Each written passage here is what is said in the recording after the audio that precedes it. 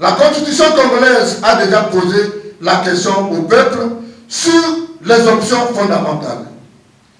Pour que vous reteniez en un mot, on ne pose pas la question deux fois au peuple pour la même question ou sur la même question.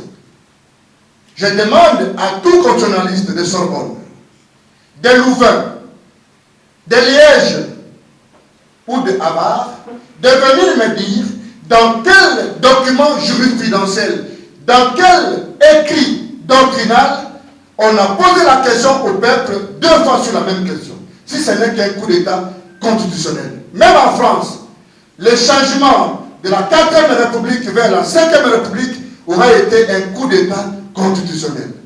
La Constitution est notre pacte directeur. Et je vous ai parlé de la valeur mystique, de la valeur spirituelle d'une norme. Si, en 2006, nous sommes partis au référendum et nous avons posé la question à la population, à nos parents, certains sont morts, sommes-nous d'accord pour cette constitution? Les parents ont dit oui. Ces parents sont morts. Regardez la valeur spirituelle d'une constitution.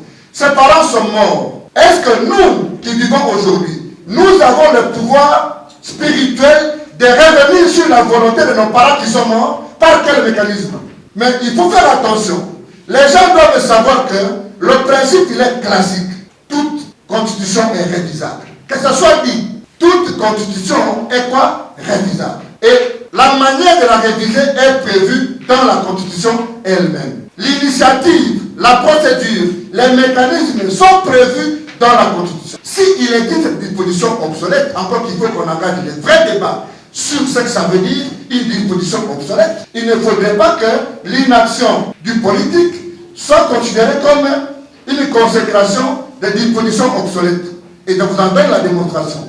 Est-ce que quand vous avez vous-même la majorité, vous savez que vous êtes parti aux élections avec 3 listes et que vous avez plus de 3000 candidats et que vous avez 400 députés, êtes-vous obligé à nommer un informateur? Dans la même histoire, nous restituons la vérité que nous avons connu des majorités beaucoup plus composites, des majorités beaucoup plus éclatées sous M. Matata, sous M. Moussito, sous M. Kizembe, mais que nous n'avons eu pas le moment de gouvernement pour nous nommer, ou le gouvernement est nommé dans 10 jours. Donc, les gesticulations politiciennes ne peuvent pas ébranler la volonté de tout un peuple. Les gens oublient, ils ont une mémoire courte. Est-ce que le problème qu'il y a entre le gouverneur et les députés provinciaux sont liés à la Constitution? Si vous-même vous contrôlez, aujourd'hui, dans la configuration congolaise, citez-moi un seul gouverneur qui n'est pas le gouverneur de l'Union sacrée. Ça signifie qu'il existe d'autres cadres de règlement de litiges politiques qui ne peuvent pas se transposer dans la Constitution. Et j'ai demandé à mon grand frère Augustin Kabouya qui a lancé ce débat pour dire, bon, est-ce que nous pouvons faire un débat loin délimité sur un salon scientifique pour que vous m'expliquiez un peu qu'est-ce que vous n'entendez pas la Constitution et en quoi vous vous donnez, vous, le pouvoir de penser que le testament de votre grand-père, c'est le testament du peuple congolais. Il faut que la science, à un moment donné, parle.